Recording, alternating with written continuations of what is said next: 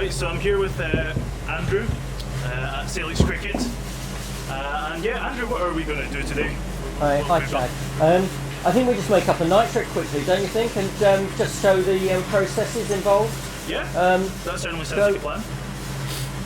Really, we're just going to shape the bat a little bit to start with.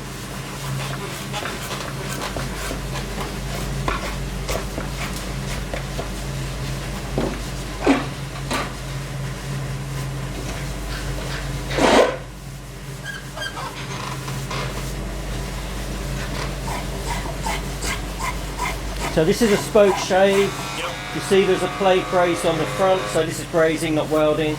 That just makes the spoke shade nice and stable when you're using it. Alright, so it doesn't slip. It's just a little flatter on the wood. Yeah.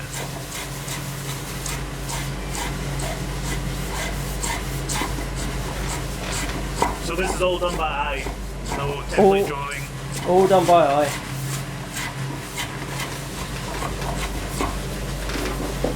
I mean, the truth is that if you draw around the bat, the two pieces of wood are going to be different weights, so you hold the shape in your mind's eye, really.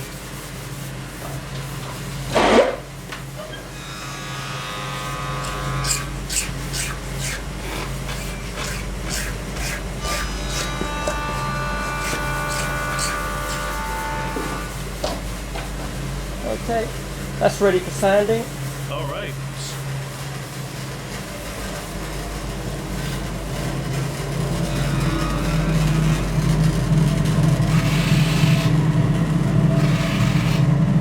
So this is drum sanding. We've got a coarse sleeve on there at the moment.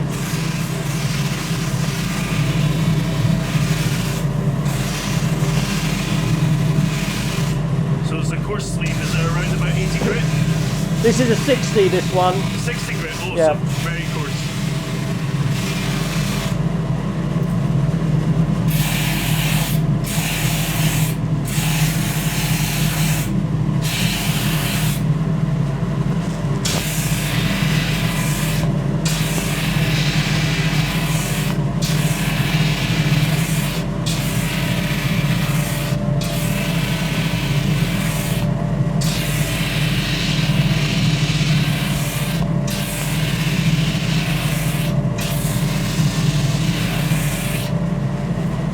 You can see the face there, so yeah, you've got a lot of shape in the face as well. You've got a nice bow.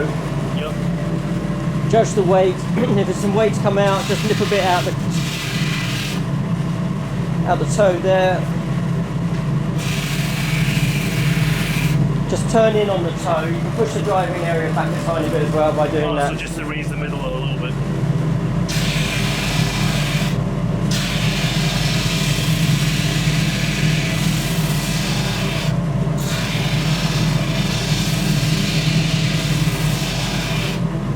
So this is what people refer to as a sort of duckbill toe, so it's just a little bit of shape in the toe there. Yeah.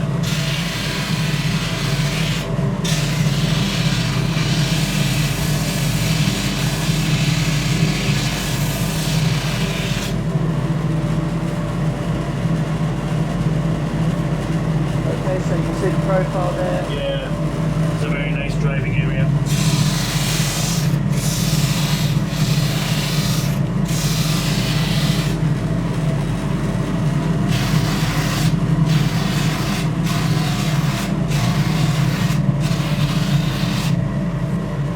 So not absolutely square at the bottom, but reasonably flat. Reasonably flat, yeah.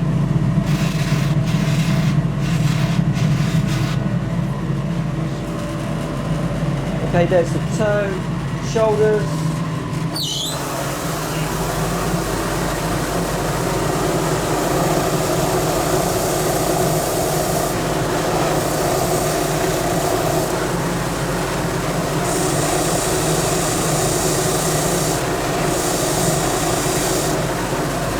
Get them even to start with, Yeah. and then cut the shape in.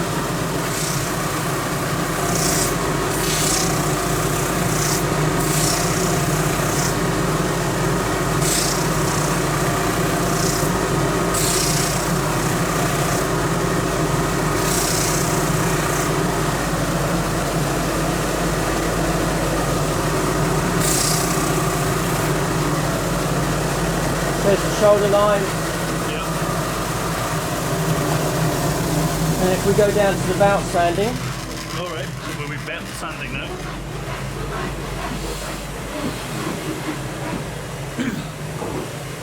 There's Kel working in the background there, rasping handles. so that's a fine sleeve on there at the moment. Yep.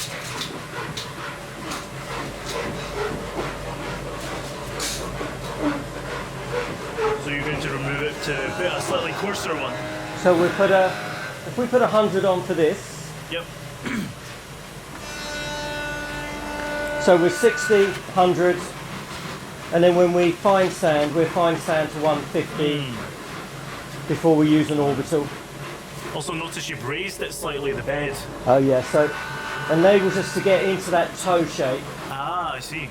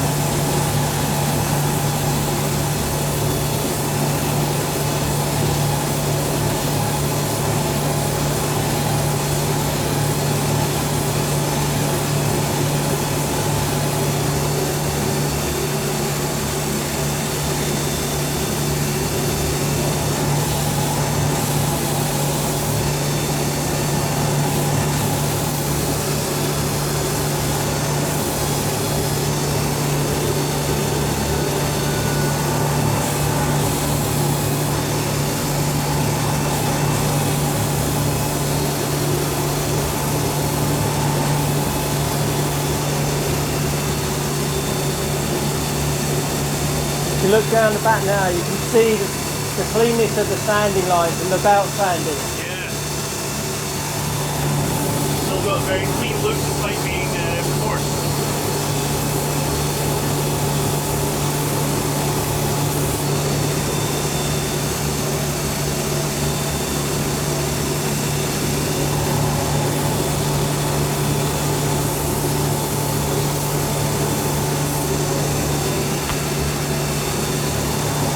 Round off at the splice.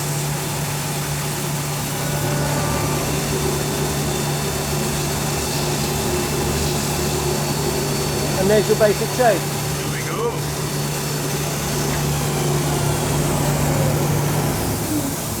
So shape, general coarse sand on the belt.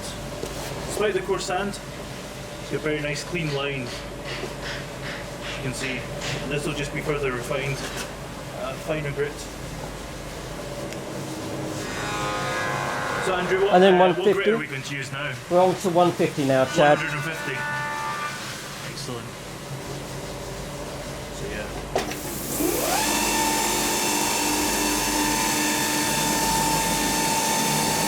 Pass it back to someone that knows what they're doing.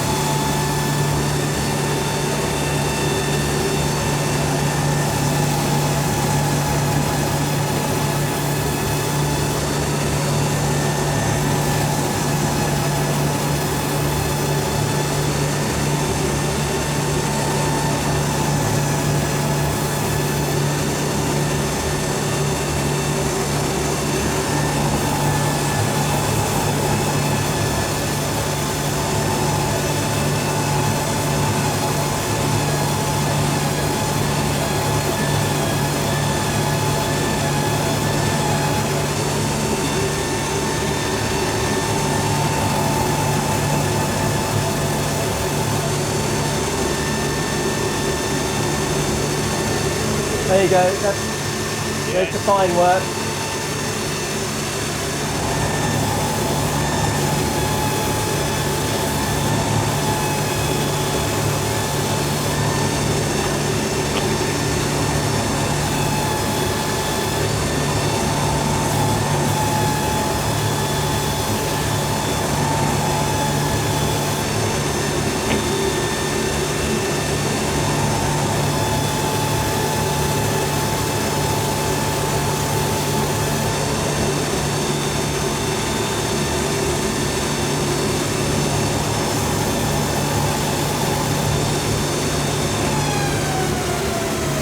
And there's your shape. There you go.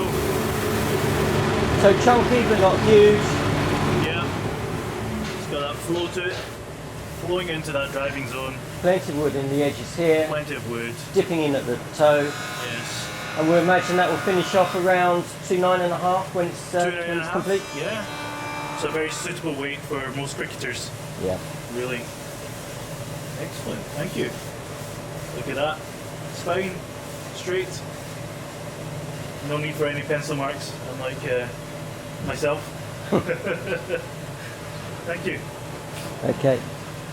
From there, we can pass that to Kel now and let her sort of finish that handle. She will just sort of do a little bit of handwork going through the edges and on the back of the bat. And then it's ready for polishing. Oh wow, okay. So Kel does a lot of the rasping and the hand finishing.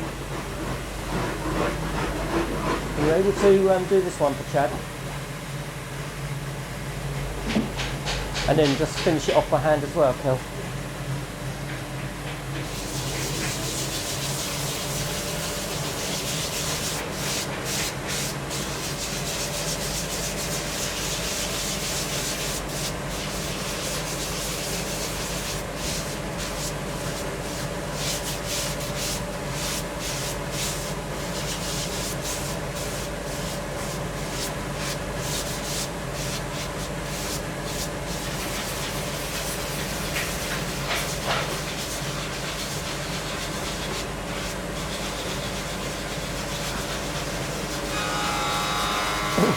You see these blocks that Kel's using? Yes. They're semi-firm, Alright. so they're just absolutely ideal for cricket bat willow because the paper lasts longer on them, but they're just firm enough that you can then just help the shape with the bat. Ah, I see. Yes.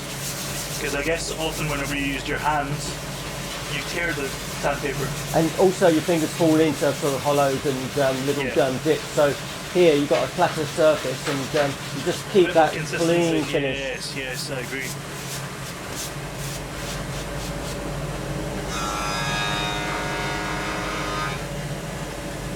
Same again there. You see she put a block inside the padded. Yeah.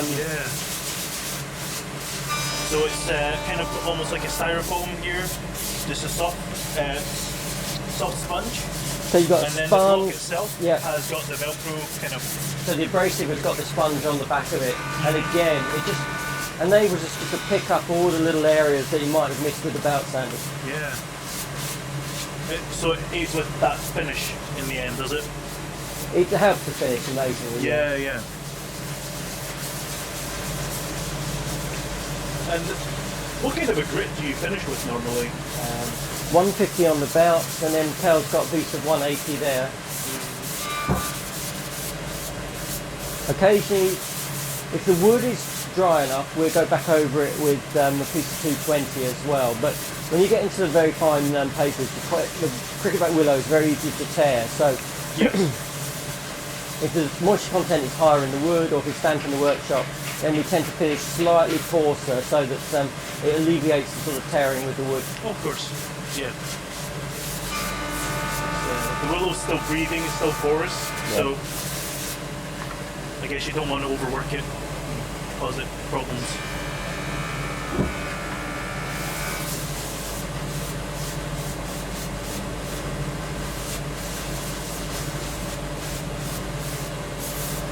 But if you see the time that Kel's working on the bat here, plus the rasping, it tends to fall that by the time I've shaped and sanded one, then the next one's in front of Kel for her to rasp, bind and polish. So the timing works quite well. So when we're working together, the bats come through quite smoothly. I'm not waiting around for Kel when it comes to putting the labels on, and she's no longer waiting around for me when I'm actually just getting the bats sort of shaped and sanded. So being able to work at the same speed is such an important part of the production. Yeah. It's the thing, working as a team. There's a lot of effort goes into the rafting. I don't think if people haven't rasped a cricket bat handle, I don't think they can appreciate how much weight you have to actually force through the raft to cut the pane away quickly enough. Oh yeah, absolutely. You can scratch it, but if you want to cut it, you actually have to put some weight behind it. Yes. And it's not just the right hand, it's the left hand as well that's holding the bat in place as you're putting that force through. But what Kel's using there is a blacksmith's rasp. So, wow. Very coarse. So it's enormously coarse.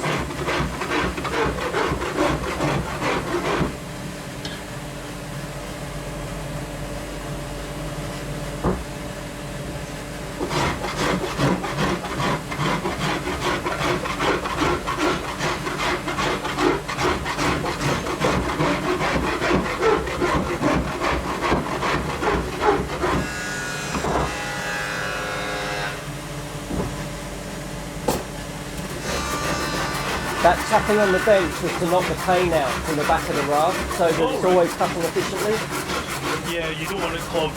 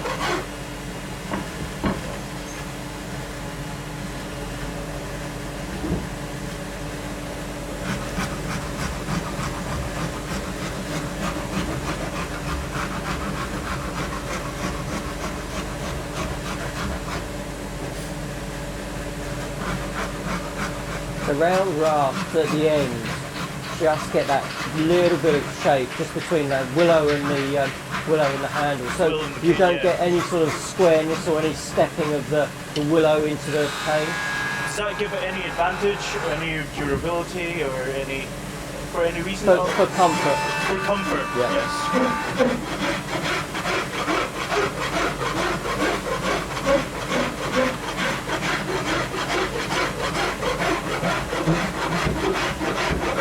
I mean, I think most people when they're batting appreciate that all little distractions are a problem. I mean, the very thing you want to be doing is concentrating on what's happening, between, with every delivery that you're faced. Yeah. You know, if you're wondering about the shape of the hand, if you're wondering about if your batting gloves are comfortable, all of those sorts of things will just play on the mind, and focus and concentration is lost. So, of course, the handle is absolutely key to how comfortable the bat feels. Yeah, I mean it is an interface between the batsman and their equipment, so I think not enough importance is stressed really.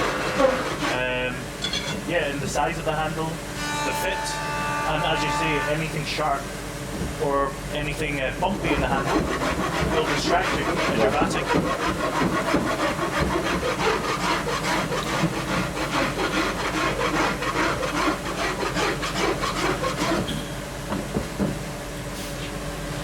that is one very well finished handle. On the money, no bumps. Nice and oval on the bottom hand, slightly rounder in the top hand, and then the overall shape is quite sweet as well. Yeah. You know, you've got bow in the blades, a little bit of, you know, sort of duckbill in at the toe, but for the UK wicket, it's still quite a low driving area. Yeah. Plenty of wood in that area. Yeah. Okay, that one, Chad, is ready for binding, polishing, labelling, and then that will go out in the week. In the week? Yeah. Brilliant. Thank you very much, Andrew. Okay. Thank you very much, Kel.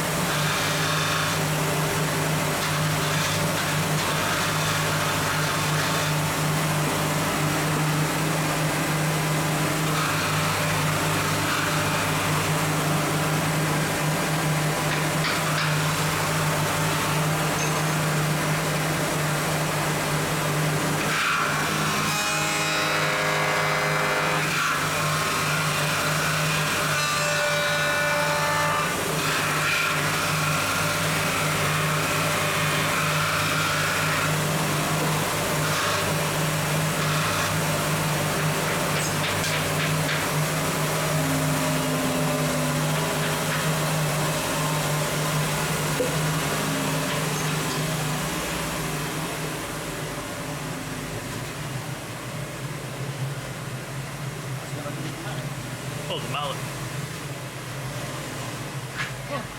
Oh, it's right there.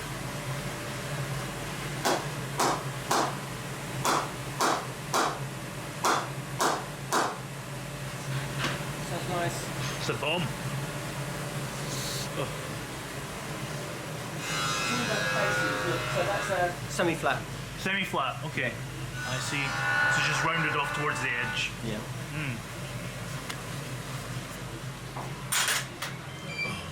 Come through, get it labelled.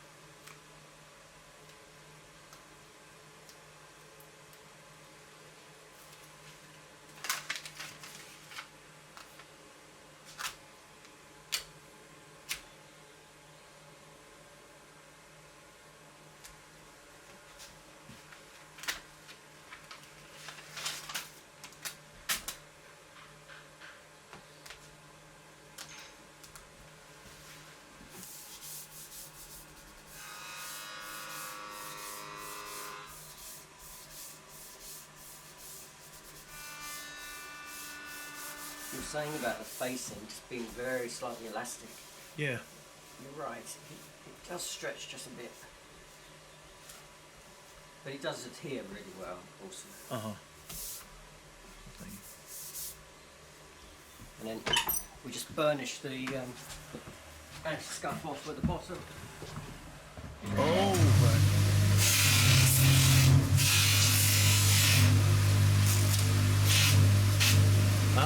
Just get a nice finish. I don't know if That you is. noticed when Kel was polishing that she sealed the toe as well. Yeah, yeah. With I noticed it was like, oh, what she put on there, and walked around. It was the bat wax, Yep. the linseed bat wax. So that helps seal the toe a bit better.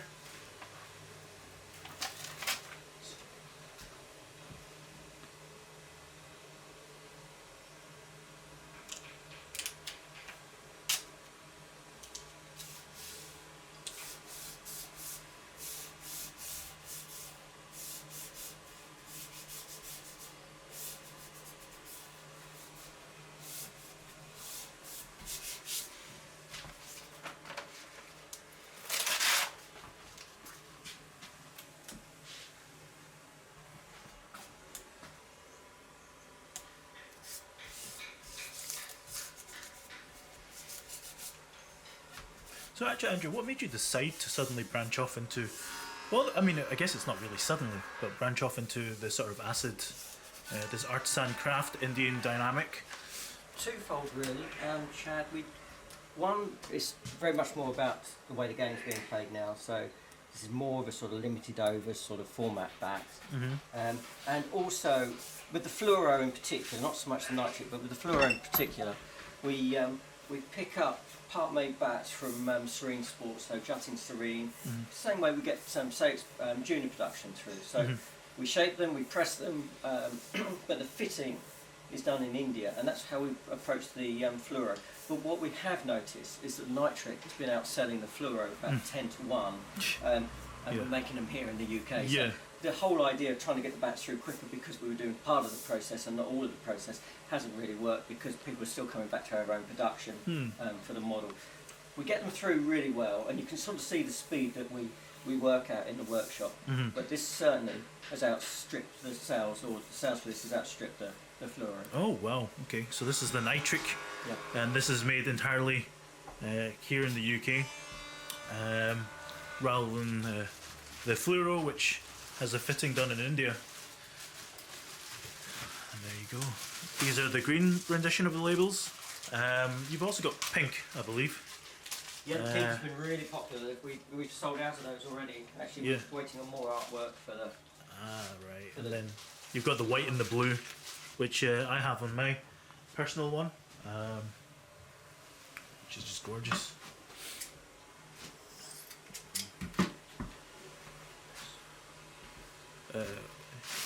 Oh, the cone is just over there, over there, underneath the sticker. Yeah. So good old-fashioned cone, always works. So, regardless of how many holes you have in your grips. I'm sure plenty of fancy vacuum ones, but this always works.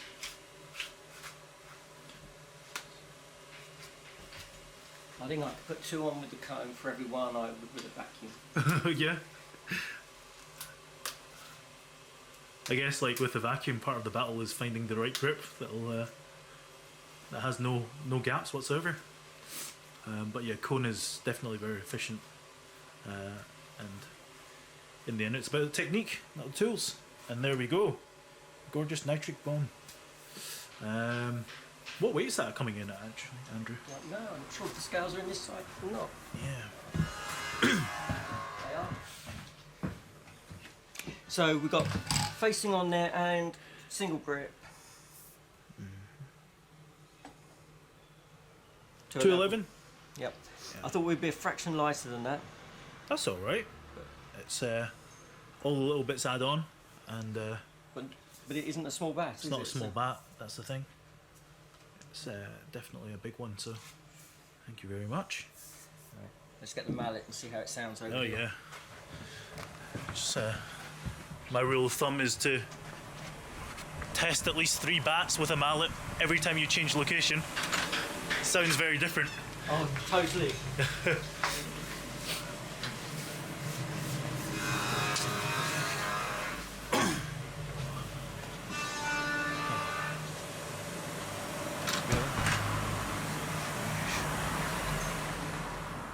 So you tend to open on Saturdays until 12 for bat fittings, but you're still working throughout the day. We work throughout the day, February 9 to lunchtime, and then March to May we're here till 3 in the afternoons for fittings. I mean, once the season starts, there's no point being open at 3, people are playing. Yeah. Oh. Sounds quite juicy, doesn't it? Yeah. Beautiful. There we go. It's the thing. It's really handcrafted start to finish here. And yeah, beautiful.